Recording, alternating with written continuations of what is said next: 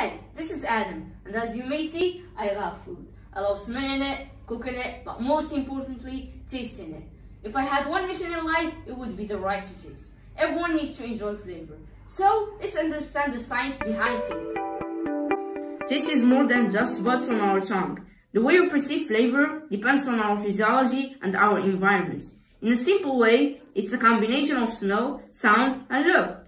When we drink Moroccan tea, you have to hear the sound of the tea cascading down from the teapot, see the foam, and smell the mint. Melon part alone makes up to 80% of the taste, because there is an airway connecting our nose and our mouth.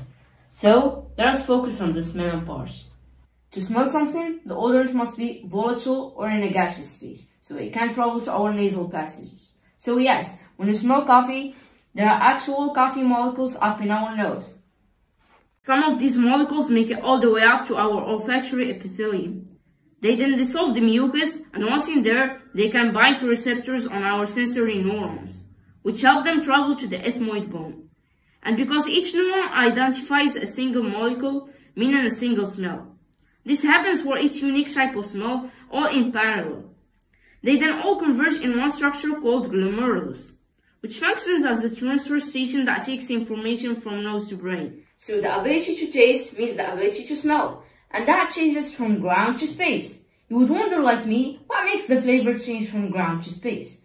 The main change that happens in the space system is the perceived lack of gravity, or what is called microgravity. Everything and everyone seems and feels weightless. Microgravity induces physiological changes in the circulation of our body fluids, which causes extra fluids in the nostrils, causing nasal congestion, and decreasing the amount of the food particles that can travel high in the nose and make it to the epithelium, and that ruins the flavor of food in the space system. Unfortunately, in the space system, we can't change our physiology, although we can adapt through time. But what we can control is food and its environment to make astronauts' lives better.